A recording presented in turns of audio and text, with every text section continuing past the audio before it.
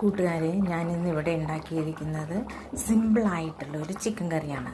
ഇതിനായിട്ട് ആദ്യം വെളിച്ചെണ്ണ ഒഴിച്ചു. അതിലേക്ക് സവാള, ഇഞ്ചി, പച്ചമുളക്, വേപ്പില എന്നിവ ഇട്ട് വഴറ്റി ഒന്ന് വാടിയ ശേഷം അതിലേക്ക് മുളക് പൊടി, മഞ്ഞൾപ്പൊടി, ഗരം മസാലപ്പൊടി, മല്ലിപ്പൊടി ആദ്യം ഇടണം. അതൊന്ന് കൂടുതൽ മൂക്കേണ്ടതായിട്ടുണ്ട്. അതുകൊണ്ട് മുളക് പൊടി, മഞ്ഞൾപ്പൊടി, മല്ലിപ്പൊടി, ഗരം മസാലപ്പൊടി ഇവയെല്ലാം ചേർത്ത് സവാളയുടെ കൂടെ വീണ്ടും വഴറ്റി ആ പച്ച മണം മാറി ഒരു നല്ലൊരു സ്മെല്ല് കിട്ടുമ്പോഴേക്കും അതിലേക്ക് വെള്ളം ഒഴിക്കുക. തിളപ്പിച്ചാറിയ വെള്ളം തന്നെ ഒഴിക്കണം. അപ്പോൾ നല്ല ടേസ്റ്റ് ഉണ്ടാവും. പച്ചവെള്ളം ഒഴിച്ചാൽ അതിന് ടേസ്റ്റ് കുറയും. ഏത് കറിക്ക് ചെയ്യുമ്പോഴും അങ്ങനെ തന്നെയാണ്. അപ്പോൾ അതിലേക്ക്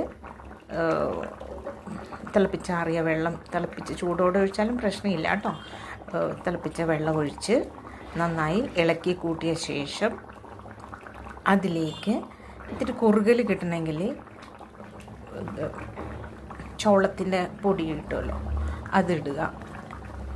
അതിനുശേഷം ആ വെള്ളം നന്നായി തിളച്ച് ഇതിലേക്ക് ചിക്കൻ ഇടണം. ഞാൻ എടുത്തിരിക്കുന്ന ചിക്കൻ എന്ന് പറഞ്ഞാൽ ഇഞ്ചി, പച്ചമുളക്, വേപ്പില, മുളക് പൊടി, മഞ്ഞൾപ്പൊടി, മസാലപ്പൊടി, ഉപ്പ് ഇതെല്ലാം ചേർത്ത് പുരട്ടി ഫ്രീസറിൽ വെച്ചിരുന്നതാണ്. അപ്പോൾ അതിലേക്ക് നന്നായിട്ട് ഇതിൻ്റെ രുചിയൊക്കെ ചെറുനാരങ്ങയും ചേർത്തിട്ടുണ്ട്. നന്നായിട്ട് അതിലേക്ക് അതിൻ്റെ രുചിയെല്ലാം ചേരും.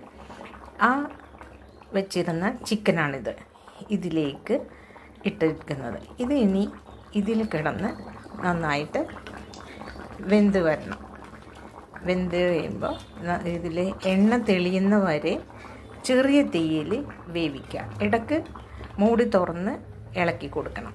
അപ്പോൾ ഇതിൻ്റെ ചൂട് കയറി കഴിയുമ്പോൾ ഇതെല്ലാം വിടും. അതിലേക്ക് നമുക്ക് നന്നായിട്ട് ഇളക്കി കൂട്ടി വേവിക്കുക. ചെറു തീയിൽ വെച്ച് വേവിക്കുക. നന്നായി എണ്ണ തെളിയുമ്പോൾ ഈ ചിക്കൻ ഇങ്ങനെ ഞെക്കി നോക്കുമ്പോൾ അതിൻ്റെ സോഫ്റ്റായിട്ടിരിക്കും. ഹാർഡ് മാറിയിട്ട് ആദ്യം ഹാർഡായിട്ട് പിന്നെ അത് സോഫ്റ്റായി വരും.